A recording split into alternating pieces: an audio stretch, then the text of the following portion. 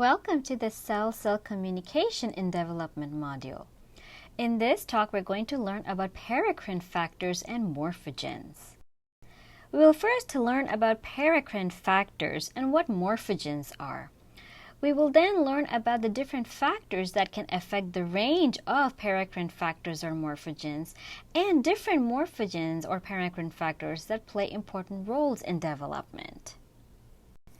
Paracrine factors are diffusible molecules made by cells that can act as inducers or ligands. They work in a short range of 40 to 200 micrometers, which is roughly 15 cell diameters.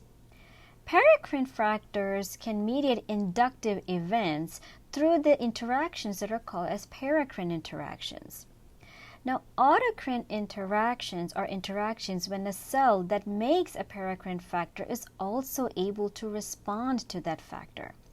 We normally do not observe autocrine interactions during the processes of development. Now, morphogens are paracrine factors that are able to mediate different developmental processes by forming a gradient. Morphogens are able to determine the fate of a cell by their concentrations. Thus, just to summarize, morphogens are secreted signaling molecules that affect gene expression differently at different concentrations.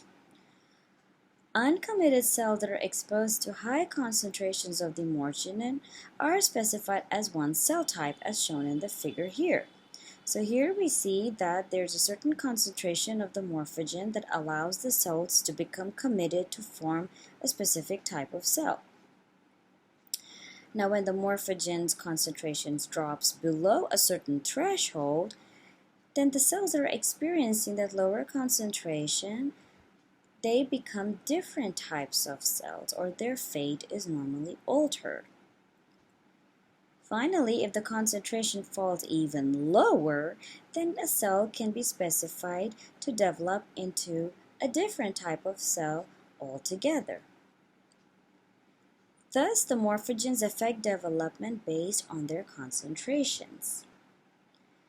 Now, the range of a paracrine factor or morphogen depends on the synthesis of the factor, so how much is being made by the cell, the transport of the factor, so how much is being transported to the cell surface and secreted out, and finally the degradation of the factor, so how stable is the factor and how easily is it degraded.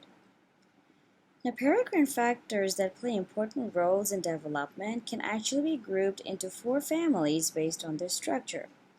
They are the fibroblast growth factor family, or the FGF family, the hedgehog family, the Wnt family, and finally a superfamily called as the TGF-beta superfamily. The TGF-beta superfamily comprises of many different types of groups, which includes the TGF-beta family, the activin family, the bone morphogenetic protein or BMP family, nodal proteins, etc. Now let's look at the basic mechanisms of signal transduction. So normally the cells have receptors that will be able to associate with the ligand, which is the paracrine factor. These receptors can have intracellular enzymatic activity as shown in the proteins that are present in the blue box. On the extracellular side of the cell, they will have a ligand binding domain. Now, the ligand, which is the paracrine factor, can bind to this receptor, and normally it causes conformational changes in the receptor, which results in activation of the intracellular part. So, when we look at the intracellular part of the receptor, the binding of the ligand triggers a conformational change that can activate the intrinsic enzymatic activity of the receptor. If the receptor's intrinsic enzymatic activity is that of a kinase, then they normally phosphorylate each other to become functionally active. This activated receptor can now perform a function. So in this case, since it is a kinase, it can actually add a phosphate group to a protein.